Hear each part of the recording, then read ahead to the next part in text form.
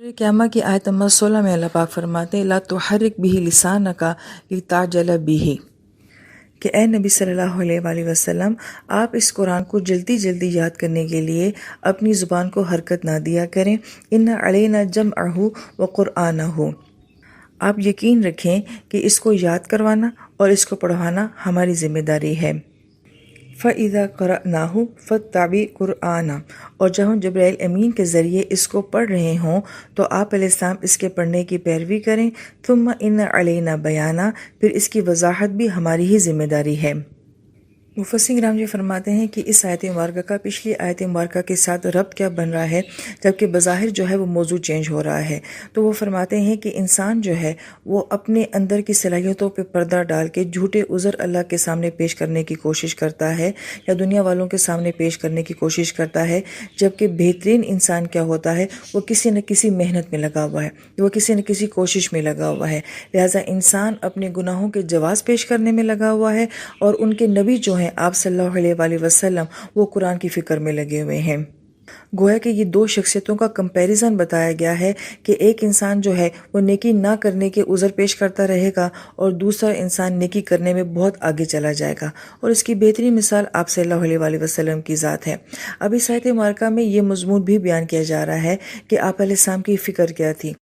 آپ علیہ السلام کی ساری فکر جو تھی یہ قرآن تھا کہ آیات کا نزول آپ علیہ السلام کے اوپر ہو رہا تھا تو کس آیت کو کس صورت میں رکھنا ہے، قرآن پاک کی ترتیب کیسی ہونی چاہیے اور اسے مخلوق تک کیسے پہنچانا ہے اور صحابہ کے اندر اس کو کیسے راسخ کرنا ہے، یہ سب آپ صلی اللہ علیہ وآلہ وسلم کی فکریں تھیں۔ تو گویا کہ پچھلا انسان تو ایسا تھا کہ جو یہ کہتا ہے کہ میں نیکیاں کر ہی نہیں سکتا، اور ایک خوبصورت انسان جو ہوتا ہے اس کی زندگی میں بہت سارے معاملے ایسے ہوتے ہیں کہ وہ کون سی نیکی اپنی زندگی میں کر سکتا ہے۔ پھر اس آیت مبارکہ کے ضمن میں مفسرین کرام جو ہے وہ قرآن پاک کے جمع کرنے کے عمل کو بھی بیان فرماتے ہیں۔ پہلی بات تو یہ کہ قرآن پاک نبی پاک صلی اللہ علیہ وآلہ وسلم کے سینہ مبارک میں جمع کیا گیا، اور پھر آپ علیہ السلام کے سینہ مبارک سے یہ صحابہ کرام کے مبارک سینوں میں جمع ہوا۔ پھر ابو بکر صدیق رضی اللہ عنہ کے دور میں جب اکثر صحابہ کرام جو کہ حافظ صحابہ کرام تھے یا قاری صحابہ کرام تھے، جب ان کی شہادتیں ہونے لگی تو آپ کو یہ فکر لگی کہ اب قرآن پاک کو کسی کتابی شکل میں ہونا چاہیے۔ لہٰذا اس وقت میں حضرت عمر رضی اللہ عنہ جیسے صحابی بھی جو تھے وہ اس بات کے اوپر کنوینس نظر نہیں آتے تھے کہ جو کام نبی علیہ السلام نے اپنی زندگی میں نہیں کیا وہ اب کیسے ہو سکتا ہے اور قرآن جو ہے وہ کتابی شکل میں کیسے آ سکتا ہے۔ لیکن اس امت پہ احسان ہے ابو بکر صدیق عنہ کا کہ وہ اپنے اس موقف کے اوپر قائم رہے، یہاں تک کہ حضرت عمر فرماتے ہیں رضی اللہ عنہ کہ مجھے بھی شرع صدر ہو گیا۔ اور پھر کچھ صحابہ کرام کی ڈیوٹی لگائے گی جن میں زید بن ثابت رضی اللہ عنہ کا نام آتا ہے کہ وہ قرآن پاک کو جمع کریں۔ لہٰذا اس کے لیے بہت ہی جو ہے قابل اعتماد قسم کا جو ہے وہ نظام بنایا جاتا ہے، صحابہ کرام سے آیات لی جاتی ہیں اور پھر اس کے اوپر تصدیق کروائی جاتی ہے۔ جب اس آیت مبارکہ کی تصدیق جو ہے وہ کچھ صحابہ کرام سے ہو جاتی ہے کہ واقعی ہم نے نبی علیہ السلام سے یہ آیت مبارکہ سنی تھی، پھر ان کو جمع کرنے کا جو ہے وہ سلسلہ شروع ہو جاتا ہے، تاکہ ابو بکر صدیق رضی اللہ عنہ کے دور میں جو ہے قرآن پاک ایک کتابی شکل میں آ جاتا ہے۔ پھر اسلام پھیلنا شروع ہو جاتا ہے اور عرب میں جو ہے بہت سارے قبائل اسلام میں داخل ہو جاتے ہیں۔ پھر جب یہ مصحف جو ہے سب قبائل کے پاس جاتا ہے تو اب ایک مسئلہ امت کے سامنے یہ آ جاتا ہے کہ ہر عرب قبیلہ جو ہے وہ اپنے لہجے میں قرآن کو پڑھتا ہے۔ جیسے کہ آج اردو بولنے والے مختلف لہجوں میں اردو کو بولتے ہیں، پنجابی بولنے والوں کے لہجے جو ہیں وہ ایک دوسرے سے بہت مختلف ہوتے ہیں۔ یہی معاملہ عربی زبان کے ساتھ بھی ہوتا ہے، ایک ہی لفظ کو جو ہے وہ مختلف اعراب کے ساتھ پڑھا جا سکتا ہے۔ جب یہ معاملہ درپیش ہوا تو ہر قرات کرنے والا اپنی قرات کو صحیح کہتا تھا اور دوسرے کی قرات کو غلط سمجھتا تھا۔ لہٰذا اس وقت میں اس طرح کی کمیونیکیشن کا دور تو نہیں تھا، تو بہت ساری غلط فہمیاں پیدا ہو رہی تھیں۔ تو پھر ایک اور احسان جو اس امت کے اوپر ہوا وہ حضرت عثمان غنی رضی اللہ عنہ نے کیا۔ اس لیے آپ رضی اللہ عنہ کو جو ہے جامع امت القرآن بھی کہا جاتا ہے کہ آپ نے پوری امت کو جو ہے ایک قرآن کی قرات کے اوپر جو ہے وہ اکٹھا کر دیا۔ لہٰذا اب امت جو قرآن پاک کی تلاوت کرتی ہے وہ ایک لہجے پر کرتی ہے، اگرچہ کہ باقی لہجے اب بھی محفوظ ہیں اور قاری حضرات ان کو جانتے بھی ہیں، لیکن عوام الناس کی حد تک جو ہے اب ایک قرات سے ہی سب لوگ قرآن پاک کی تلاوت کرتے ہیں۔ یہاں پر ایک بات کا جاننا اور بھی بہت ضروری ہے کہ ایک قرآن پاک کی جو ترتیب ہے اس کو ترتیب نزولی کہا جاتا ہے، کہ جس طرح سے آیات نازل ہو رہی تھیں۔ لہٰذا ہم یہ دیکھتے ہیں کہ شروع کی آیات جو ہیں وہ سورہ علق ہیں، یا پھر اس کے بعد قلم آتی ہے، مدثر آتی ہے، مزمل آتی ہے، سورہ فاتحہ آتی ہے۔ لہٰذا مختلف قسم کی جو ہے آیات وہ نازل ہو رہی تھیں۔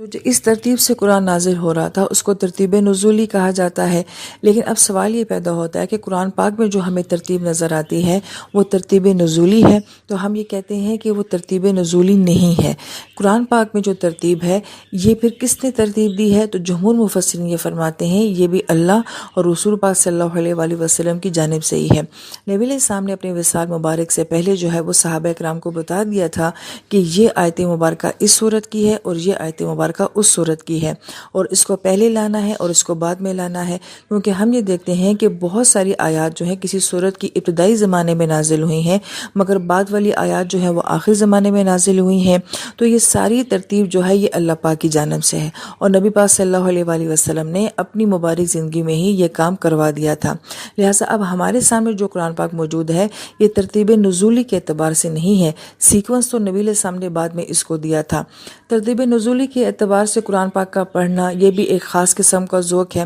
حضرت علی تعالیٰ عنہ کے بارے میں آتا ہے کہ ان کے پاس جو قرآن پاک کا نسخہ موجود تھا وہ ترتیب نزولی کے اعتبار سے تھا، جس کے بارے میں شیعہ حضرات یہ کہتے ہیں کہ اصل قرآن پاک تو حضرت علی تعالیٰ عنہ کے پاس ہے، وہ جو آخری امام آئیں گے تو اس کو لے کر آئیں گے۔ دراصل میں وہ یہی قرآن پاک ہے، صرف ان کے پاس جس ترتیب سے تھا وہ ترتیب نزولی کے اعتبار سے تھا۔ اگر آج کوئی انسان یہ کہتا ہے کہ میں نے ترتیب نزولی کے اعتبار سے قرآن پاک کو دیکھنا ہے، تو مفسرین کرام کے اس کے بارے میں اقوال موجود ہیں جہاں انہوں نے ترتیب بتائی ہوئی ہے کہ نزولی اعتبار سے ترتیب یہ بنتی ہے۔ تو وہ بھی ایک خاص قسم کا مطالعہ ہے کہ کب کس وقت اللہ پاک نے کون سی آیت مبارکہ نبی علیہ السلام کے اوپر نازل کی، اس وقت کیا حالات چل رہے تھے، وہ دور کون سا تھا، اور وہ کون سا سال چل رہا تھا نبوت کا۔ تو جو اہل ذوق ہیں وہ اس انداز سے بھی قرآن کو پڑھتے ہیں، لہٰذا وہ بھی بالکل جائز اور صحیح بات ہے۔ اور جو ترتیب ہم قرآن پاک کے اعتبار سے کرتے ہیں لہٰذا یہ بالکل جائز ہے اور من جانب اللہ تعالیٰ ہی سے ہے۔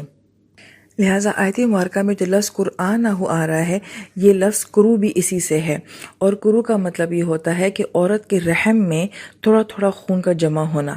اور یہاں پہ اس کا یہی معنی ہے کہ اللہ تعالیٰ نے اس قرآن کو تھوڑا تھوڑا کر کے نازل کیا اور نبی پاک صلی اللہ علیہ وآلہ وسلم کے مبارک سینے میں جمع فرمایا، وہاں سے پھر یہ صحابہ کرام کے مبارک سینوں میں جمع ہوا، اور پھر وہاں سے یہ کتابی شکل کی صورت میں امت کے پاس آیا۔ اس آیت کے ضمن میں مفسرین کرام یہ فرماتے ہیں کہ نبی پاک صلی اللہ علیہ وآلہ وسلم کا قرآن کے ساتھ لگاؤ، شوق اور محبت بھی جو ہے وہ ظاہر ہوتی ہے۔ جب جبرائیل امین نبی علیہ السلام کو آ کے قرآن سنایا کرتے تھے تو نبی علیہ السلام جلدی جلدی اس قرآن کو پڑھنا شروع کر دیا کرتے تھے کہ کہیں ایسا نہ ہو کوئی لفظ رہ جائے، میری یادداشت میں نہ رہے۔ حالانکہ اس کی ذمہ داری اللہ تعالیٰ نے لی تھی، لیکن آپ کا شوق اور آپ کی محبت اتنی زیادہ تھی کہ آپ ایک دم قرآن پاک پڑھنا شروع کر دیا کرتے تھے۔ اب اگر یہ آپ علیہ السلام کی فکر کی وجہ سے تھا تو اس آیت مبارکہ میں آپ کو اس فکر سے آزاد کر دیا گیا کہ نبی جب جبرائیل امین سنائیں تو آپ تسلی کے ساتھ سنیں، اس کا جمع کرنا، اس کا یاد دلانا، آپ کے سینے مبارک میں محفوظ کرنا، یہ ہمارا کام ہے۔ لہٰذا آج جو ہمارے سامنے قرآن موجود ہے یہ صرف حروف کے اعتبار سے، الفاظ کے اعتبار سے یا اعراب کے اعتبار سے ہی محفوظ نہیں ہے، بلکہ آیت نمبر 19 میں کہا گیا اِنَّ عَلَيْنَا بَيَانَ، یہ اس کا بیان کرنا بھی جو ہے یہ ہماری ذمہ داری ہے، یعنی کہ ان آیات کا جو مفہوم ہے اس کا بیان کرنا اور صحیح وضاحت کرنا یہ بھی ہماری ذمہ داری ہے۔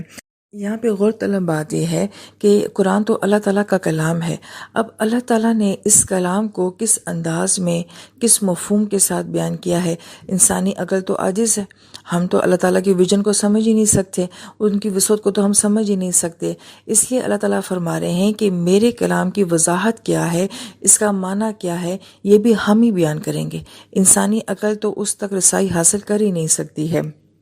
لہٰذا انسانی عقل میں جتنا قرآن سما سکتا تھا، جس کا مفہوم جتنا واضح ہو سکتا تھا، اتنا اللہ تعالیٰ نے ہم تک پہنچا دیا ہے، اور اس کے بیان کا سب سے بہترین ذریعہ جو ہے وہ آپ صلی اللہ علیہ وآلہ وسلم کی ذات ہے کہ ہم قرآن کو نبی علیہ السلام کے بغیر نہیں سمجھ سکتے۔ یہی وجہ ہے کہ آپ علیہ السلام کو جو وحی ملی ہے اس کو ایک وحی جلی کہا جاتا ہے جس سے مراد قرآن پاک ہے، اور ایک وحی خفی ہوتا ہے جس سے مراد نبی پاک صلی اللہ علیہ وآلہ وسلم کی حدیث مبارکہ ہیں۔ لہٰذا ہمیں جتنا قرآن سمجھ آتا ہے وہ نبی علیہ السلام کے واسطے سے سمجھ آتا ہے۔ قرآن پاک میں تو صرف احکامات ہیں، ان کی وضاحت جو ہے ہمیں حدیث مبارکہ سے ملتی ہے،